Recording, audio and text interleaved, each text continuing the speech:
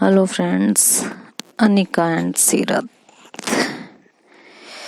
आप लोग ये जो कह रहे हो ना मुझसे बार बार कि स्टोरी की हैप्पी एंडिंग करूं, दोनों को मिलवा दूं, ये मेरे हाथ में नहीं है। मैं कितनी बार बताऊं?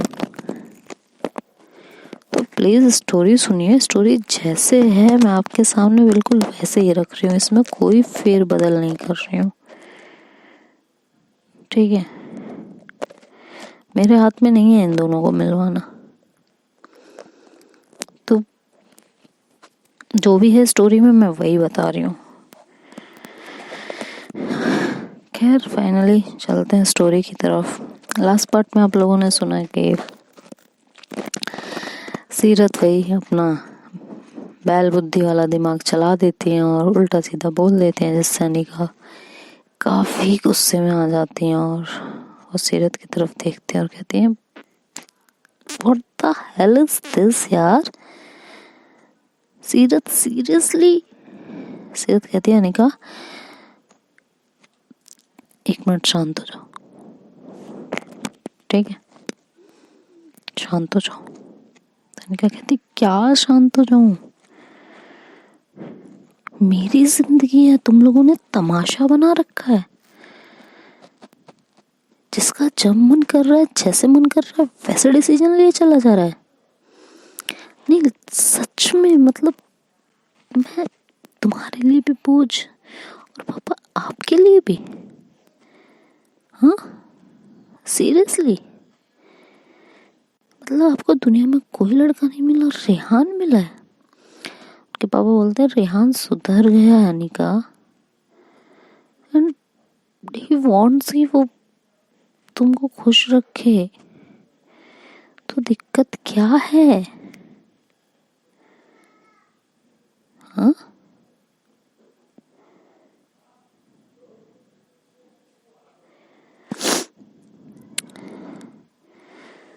तो सीरत बोलती है, हरगिज नहीं, कुछ भी हो सकता है लेकिन ये नहीं होगा, ये नहीं।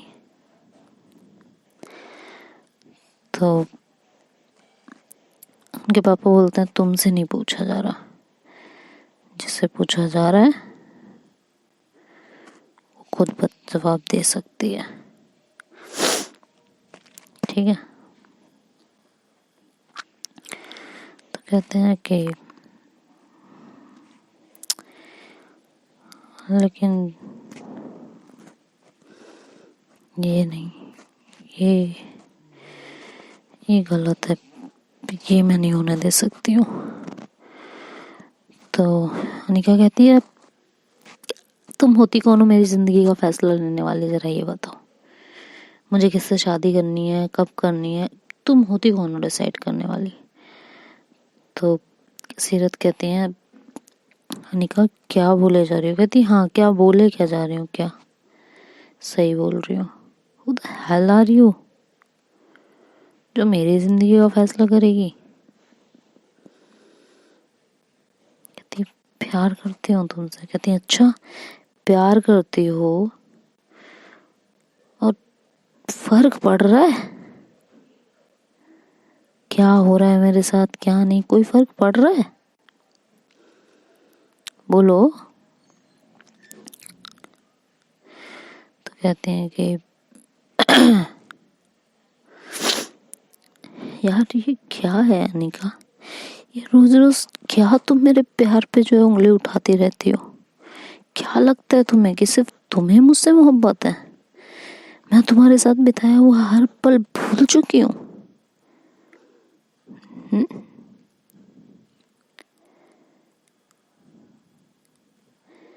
नहीं तुमने सिर्फ मोहब्बत की थी, मैंने मजाक किया था तुम्हारे साथ। तनिका बोलती है कि ये ना, ये इमोशनल डायलॉग मेरे सामने ना मारो, क्योंकि जो हो रहा है ना वो मेरे साथ हो रहा है, ना कि तुम्हारे साथ। तो इतनी मोहब्बत है तो हाथ पकड़ो मेरा और यहाँ से लेके जाओ, और अगर नहीं है तो स्टे आउट ऑफ इट। समझ में आया? सीरत कहती है, हरगिज नहीं, ये हक तुम मुझसे नहीं छीन सकती हो। अनिका कहती है हक मैं तुमसे नहीं छीन रही हूँ, तुमने खुद छीना है, तो मेरा दिमाग ज्यादा ना खा के यहाँ से निकलती बनो। सीरत कहती बहुत हुआ, जो करना है तुम्हें करो, आई डोंट केयर। अनिका अपने फादर को बोलते पापा ये शादी मैं हरगिज नहीं करूंगी, हरगिज नहीं। सीरत को इस बात से थोड़ी खुशी होती है। रेहान अनिका और सीरत से कहते हैं कि मुझे आप दोनों से कुछ बात करनी है, प्लीज प्लीज। तो रेहान अनिका और सीरत के साथ एक रूम में जाते हैं और वहाँ कुछ बातें करते हैं। बाद में रेहान कहते हैं कि प्लीज मुझे एक मौका दे दो, मैं अनिका को बहुत खुश रखूंगा, बहुत। सीरत कहती कैसे यकीन कर लो। अनिका कहती है सीरियसली रेहान तुमने जो किया उसके बाद मुझसे तो ये उम्मीद करना भी मत कि मैं तुम पे भरोसा करूं और तुम्हारे साथ इस शादी के लिए हाँ कर दूं। तो रेहान कहता है प्लीज एक बार मुझ पे यकीन कर लो, एक बार, बस एक बार, इससे ज्यादा कुछ नहीं, सीरियसली इससे ज्यादा कुछ नहीं, बस एक बार मुझ पे यकीन कर लो, आई रिक्वेस्ट यू,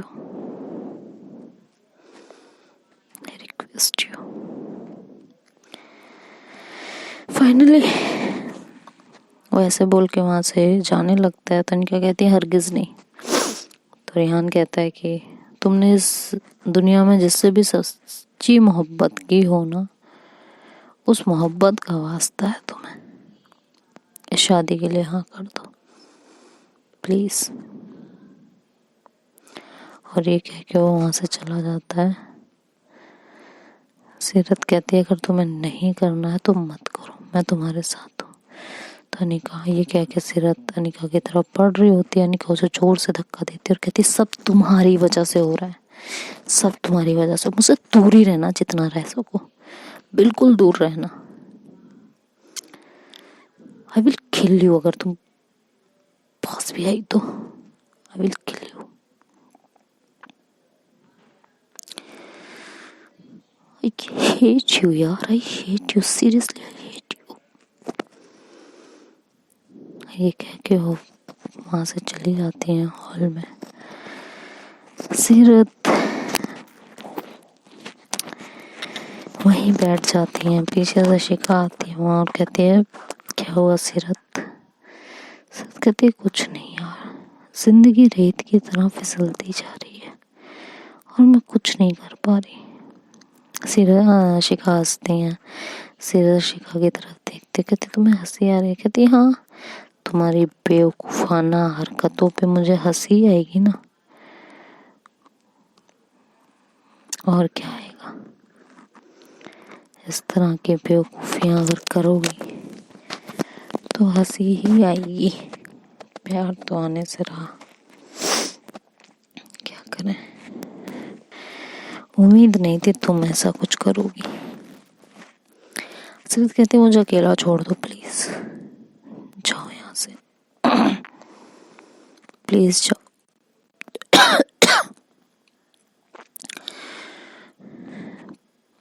सबको भी लग रहा है बस मुझे अनिका से मोहब्बत नहीं है, कोई ये नहीं सोच रहा है कि मैं बहुत कुछ सोच रही हूँ। उसे दुनिया वाले कुछ ना कहें, कोई कुछ ना बोले, और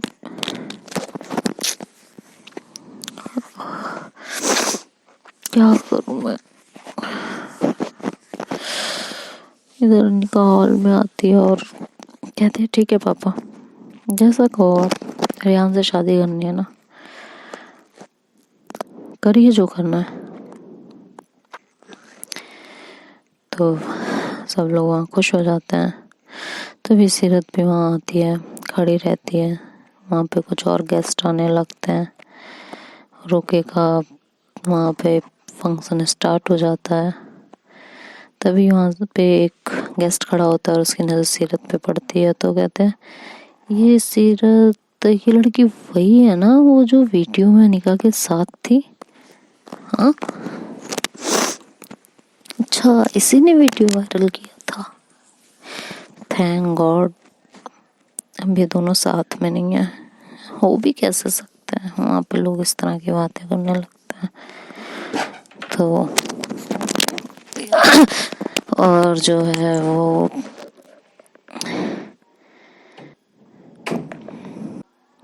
कहते हैं कि सही है ना, और होते भी कैसे यार ऐसे, अगर कोई प्यार का दावा करके और इस तरह की हरकतें करेगा। कहते हैं प्यार क्या होता है, ऐसे थोड़ी ना प्यार हो जाता है, सब एक्सपीरियंस के लिए लोग करते हैं, टाइम पास, और ऐसे होने लगा प्यार तब तो हो गया। नेचर ने जो बनाया है वो ही ठीक होता है, अब नेचर के साथ खिलवाड़ किया जाएगा तो ये सब तो होना ही है ना। लोगों के बीच ऐसी बातें बनने लगती हैं, तभी उनमें से एक बंदी बोलती है कि हाँ भाई सब सही कह रहे हो। इसीलिए देख लो फाइनली अनिका की शादी एक लड़के से ही हो रही है ना। यही ठीक है, यही कुदरत का नियम है और यही चलना चाहिए। कुदरत के नियम के साथ खिलवाड़ नहीं। और वो भी ठीक है, अगर इतना ही था तो एटलीस्ट ऐसे इंसान के साथ तो नहीं ना जो आपकी इज्जत उछाल रहा हो। मेरे तो समझ नहीं आ रहा कि मतलब खुद भी तो थी उस वीडियो में, खुद के साथ कोई ऐसा कैसे कर सकता है? इस तरह की सीरत वहाँ खड़ी होकर बातें सुन रही होती है और अनिका की तरफ देखती है, कहती है मन में इन्हीं सब चीजों से डर लग रहा था, इन्हीं सब चीजों से। तभी उनमें से एक औरत बोलती है अरे हमारी अनिका तो बड़ी भोली है, बड़ी भोली है यार। इसी लड़की ने उसको कुछ पट्टी पढ़ाई होगी, उसका माइंड वॉश किया होगा। लेकिन देखा, भगवान के आगे किसी की नहीं चलती, भगवान ने भी उसका दिमाग ठीक कर दिया, अब लड़के से शादी कर रही है। ठीक है, अब सब सही हुआ। चलो देर से आई, दुरुस्त आ गई हमारी अनिका, नहीं तो पता नहीं क्या क्या ये लोग कर लेते, क्या क्या सोच लेते। पागल है ये लोग तो, कुछ भी करते हैं। वो ऐसे बोलने लगते हैं वहां पे सब लोग। सीरत उन लोगों की बातें सुन के काफी टूट रही होती है अंदर से और वहां से जाने लगती है। तभी अनिका सीरत को कहती है कहाँ जा रही हैं आप, रुकिए यहीं पे। रियान आपका भाई है ना, हमारे यहाँ रिचुअल्स होते हैं बहुत सारे, उन्हें कौन फॉलो करवाएगा? बहन नहीं करवाती है तो आप कहाँ निकल रही हैं यहाँ से? आपको तो यहीं रहना है, सारी चीजें देखनी है, सारी चीजें करवानी है, तो आप यहाँ से नहीं जा सकते, है ना। सीरत ना चाहते हुए भी वहाँ चुपचाप खड़ी हो जाती है और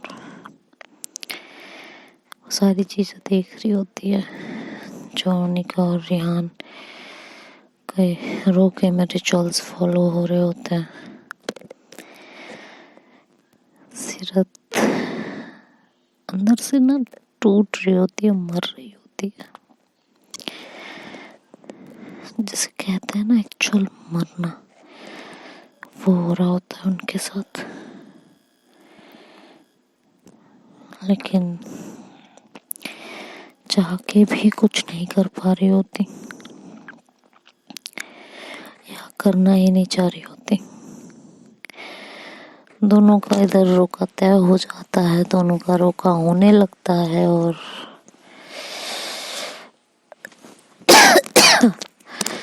अनिका को रिहान रिंग पहना देता है, अनिका भी रिहान को रिंग पहना देती है। ये रोका कंप्लीट हो जाता है और सब लोग खुश होते हैं, मतलब जो नहीं चाहते थे कि अनिका और सीरत साथ में रहे।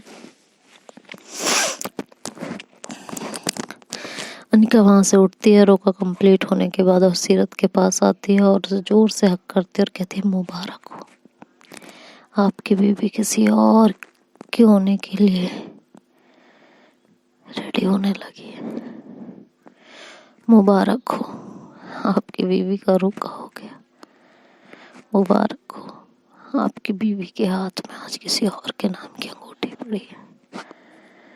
मुबारक हो सीरत, मुबारक हो। ये बोल के अनिका वहां से चली जाती है और सीरत के जहन में बहुत सारे सवाल खड़े कर देती है।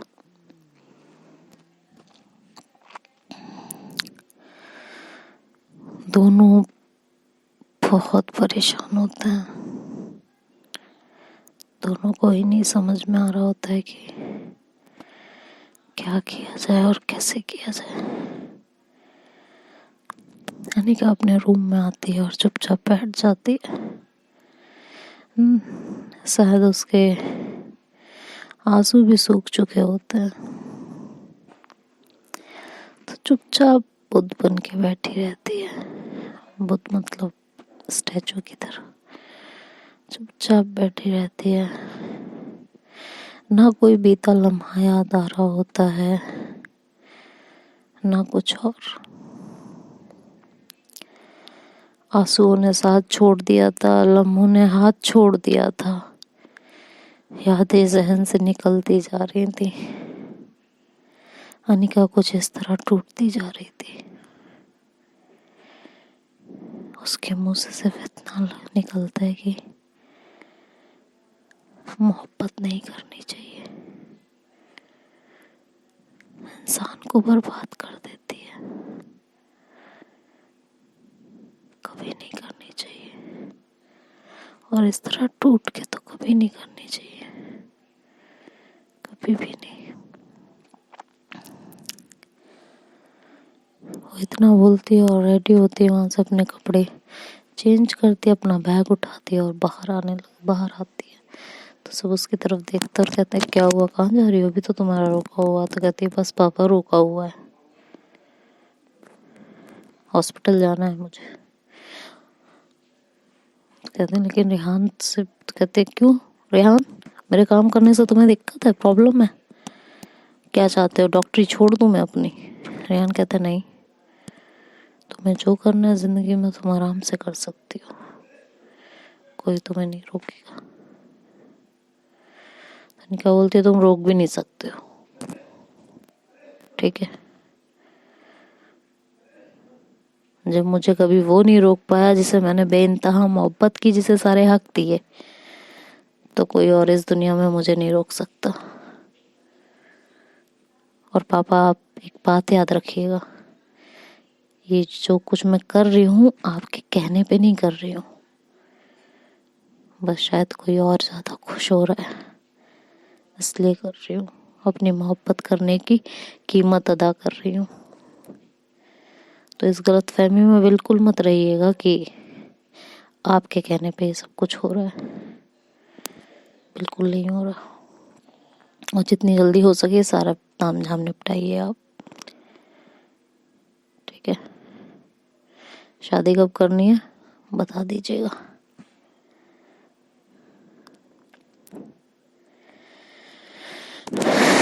सीरत अनिका की तरफ चुपचाप देखती रहती है और ज्यादा कुछ नहीं कहती।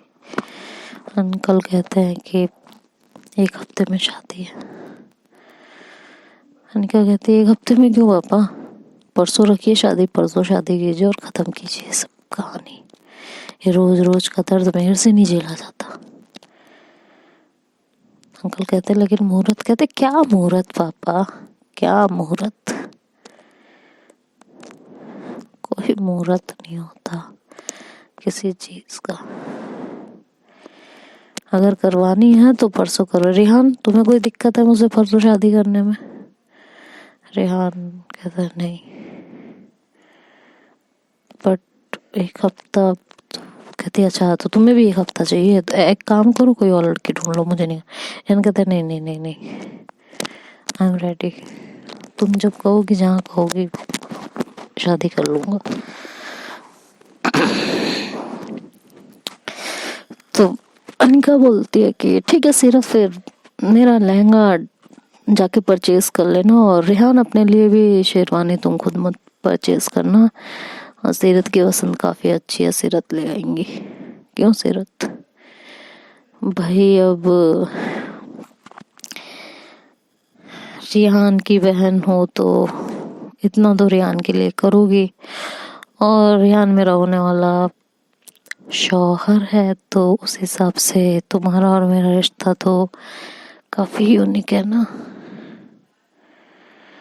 तो मेरा लहंगा भी आप ही परचेज कीजिएगा, वैसे भी लहंगा लड़के वालों की तरफ से आता है, तो आई होप आप मेरे लिए अच्छा लहंगा पसंद करेंगे। इंतज़ार रहेगा मुझे उस लहंगे का। और हाँ, किसी ब्यूटिशियन को बुलाने की ज़रूरत नहीं है मुझे रेडी करने के लिए। आप अच्छा मेकअप करती हो, आप कर लोगी, आप ही मुझे तैयार करोगी। किसी को कोई आपत्ति तो नहीं है यहाँ? बता दीजिए, क्योंकि आजकल मेरे फैसले पे सबको आपत्ति हो रही है, तो कोई कुछ नहीं बोलता है। सीरत चुपचाप खड़ी रह जाती है। अनिका वहाँ से जाती है तो सीरत उसके पीछे जाती है और आगे जाके उसका हाथ पकड़ती है बाहर और कहती है, अनिका प्लीज क्या कर रही हो यार, ये सब मत करो, ये शादी पूरी जिंदगी।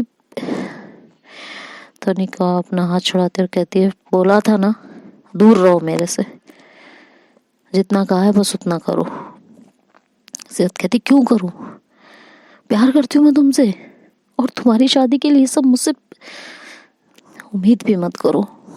तनिका कहती है, बस अपनी नौटंकी बंद करो, जो बोला है वो करो, समझ आया? ये कह के अनिका वहाँ से जाने लगती है। सीरत उनका हाथ पकड़ती है और कहती है, मेरी बात सुनो प्लीज। अनिका कहती है, मुझे कुछ नहीं सुनना, हाथ छोड़ो मेरा। सीरत कहती है, हाथ नहीं छोड़ूंगी मैं। तो कहती है, साथ छोड़ दिया, हाथ पकड़ के क्या करोगी? और वो जोर से उसका हाथ झटकती है और वहां से चली जाती है। तो देखते हैं आगे स्टोरी क्या मोड़ लेती है। इस स्टोरी का बहुत जल्दी एंड होने वाला है, तो दिल थाम के बैठिएगा, देखते हैं क्या होता है। Bye bye, take care.